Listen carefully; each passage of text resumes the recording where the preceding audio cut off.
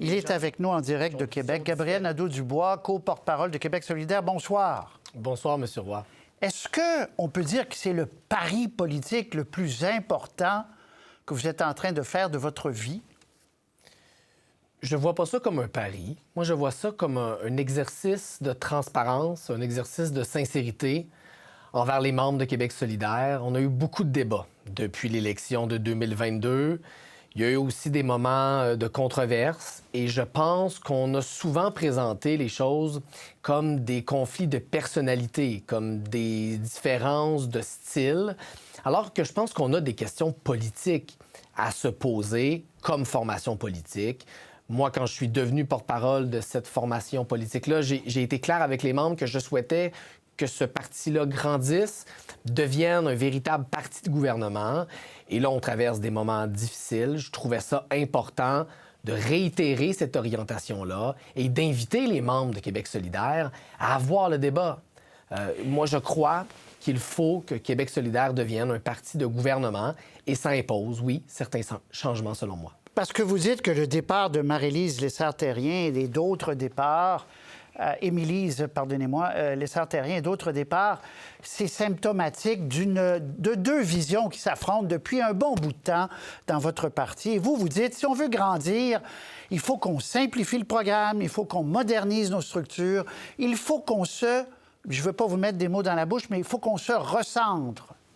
D'abord, c'est important pour moi, M. Roy, de préciser que moi, je ne veux pas prêter d'intention à Émilise. Elle a eu une prise de parole, elle a exprimé les raisons de son départ. De mon côté, j'ai fait une introspection sur quel type de leadership je souhaite avoir. Puis moi, je veux pas le cacher, là, que hier, j'ai eu une journée qui n'a pas été facile. Je me suis posé des grosses questions, je me suis regardé dans le miroir et je me suis dit, au bout de tout ça, il faut que je sois sincère avec les militants, avec les militantes de Québec solidaire, avec mes collègues du caucus aussi, sur c'est quoi l'avenir que j'entrevois pour notre parti. On est en pleine crise du logement, il y a une crise climatique qui prend des proportions inquiétantes. Vous venez de présenter un reportage sur les inondations dans Charlevoix. Je veux dire, ça nous rappelle à quel point il y a une forme d'urgence à ce qu'une gauche, profonde, mais aussi crédible, prenne le pouvoir au Québec. Plus pragmatique, vous dites. Plus pragmatique. Ça fait des années, M. Roy, que je le dis. Je crois qu'on a besoin d'une gauche pragmatique au Québec. Ça ne veut pas dire une gauche qui abandonne ses idéaux. Moi, je n'ai, depuis mes années de militantisme étudiant, abandonné aucun de mes idéaux. Je crois en les mêmes valeurs que je croyais il y a bientôt 15 ans. Mais face à la situation politique actuelle, je pense qu'on a besoin d'un véhicule progressiste, prêt à gouverner. Et si je reste à Québec solidaire, c'est que je pense que c'est possible de faire prendre cette prochaine étape-là pour ce parti-là. Vous dites prêt à gouverner, donc ça sous-entend que le programme doit quand même être modifié considérablement, simplifié. Donnez-moi quelques exemples que vous avez en tête qui ne sont plus d'actualité, qui sont trop compliqués à expliquer aux Québécois. Ce programme-là a été rédigé par des militants, par des militantes qui avaient beaucoup de passion, beaucoup de courage et ils ont fait un excellent travail, sauf que c'était en 2006. On est à partir de 2006. On est en 2018 maintenant. Le Québec a changé, la planète a changé. On est dû pour une refonte de ce programme-là. C'est une proposition qui a été envoyée aux membres de Québec solidaire dans les dernières semaines. Je pense qu'on est rendu là. C'est comme tout dans la vie. Quand on grandit, il faut se mettre à jour. Il faut mettre à jour notre programme pour qu'il reflète mieux ce qu'est Québec solidaire aujourd'hui en 2024. OK, vous avez dit 2018, on est en 2024. Là, oui, 24, excusez-moi. Non, mais je me disais peut-être qu'il... Ça m'arrive de me mêler moi aussi, là. On a eu l'impression aujourd'hui, Gabriel Nadeau-Dubois, je vous écoutais tout à l'heure, là, ça prend quand même du courage de dire, moi, je suis la pointe de la flèche, là, il y a beaucoup de monde derrière, mais je suis quand même... Et on avait l'impression que vous mettiez des habits, je sais que vous n'aimez pas le terme à Québec solidaire, mais de chef, là, ou de capitaine. Et vous disiez, là, mon navire... Avec tout le monde, il faut l'amener plus au centre. Je vous propose de le rediriger. Est-ce que ce n'est pas aussi un bel exemple que le système de co-porte-parole, ça ne marche plus, là? Le système de co-porte-parole, je pense qu'il peut encore fonctionner. Oui, pour vrai? Mais il a été inventé à une époque qui était profondément différente. Au Québec solidaire, avait pas de députés, puis ensuite en avait très peu. Je pense qu'il faut l'examiner à nouveau, ce modèle-là, sans doute pour le moderniser lui aussi, notamment pour préciser c'est quoi les responsabilités des différents porte-paroles. S'il y a un porte-parole extra-parlementaire, comme c'était le cas d'Émilise, c'est quoi vraiment les responsabilités de cette personne-là par rapport à l'autre? Et qui est imputable de quoi? Je pense que notre structure a besoin, là aussi, d'un petit coup de balai pour être rafraîchie. On a besoin d'une structure qui est moins lourde, qui est plus agile, qui est plus efficace.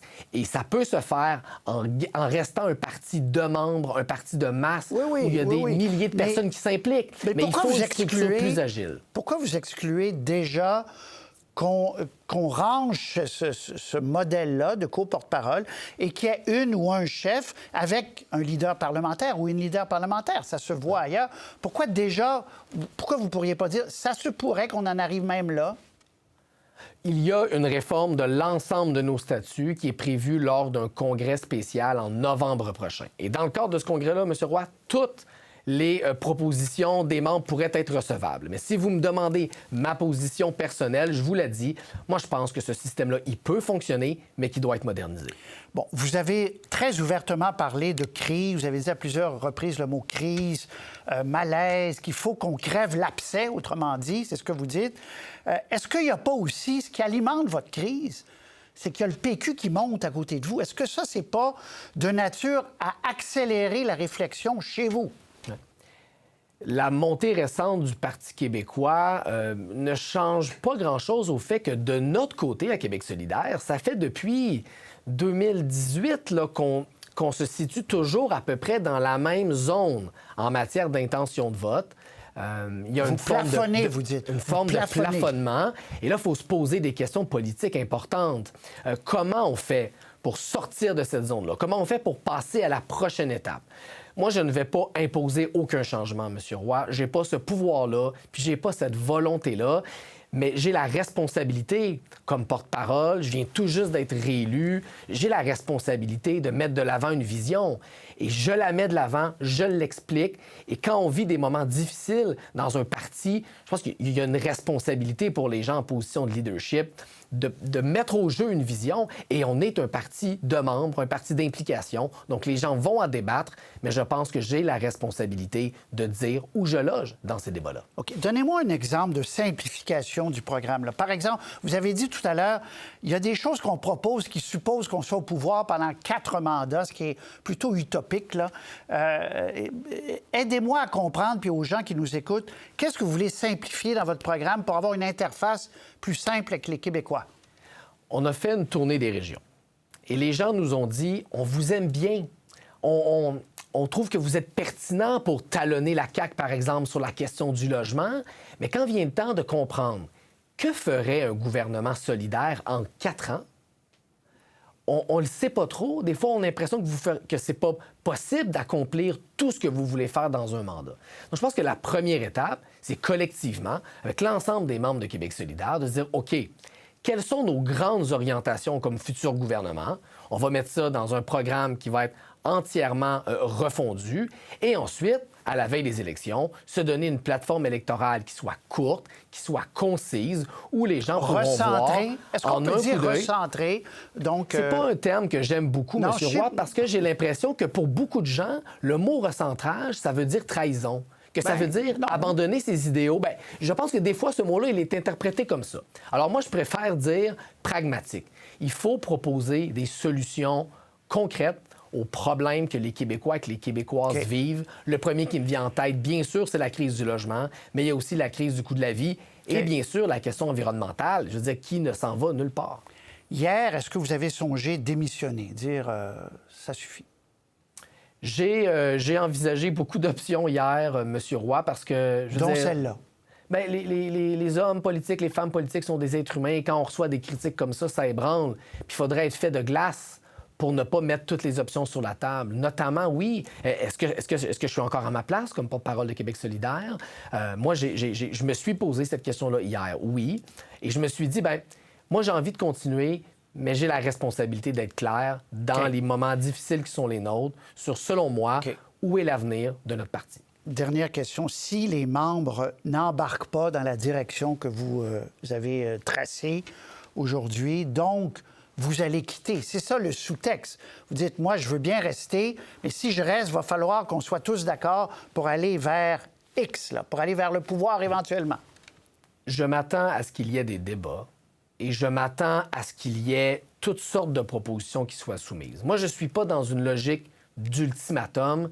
C'est la démarche là, qui est la mienne aujourd'hui, c'est une démarche de transparence, de sincérité. Je dois aux membres de Québec solidaire et aussi aux centaines de milliers de personnes qui appuient Québec solidaire ou qui envisagent de l'appuyer, de leur dire où je pense qu'il faut aller. Et les décisions qu'on va prendre dans les prochains mois, ils vont influencer mes décisions, ils vont influencer comment je me vois dans l'avenir de ce parti-là. Mais je ne suis pas dans une logique simpliste là, d'ultimatum.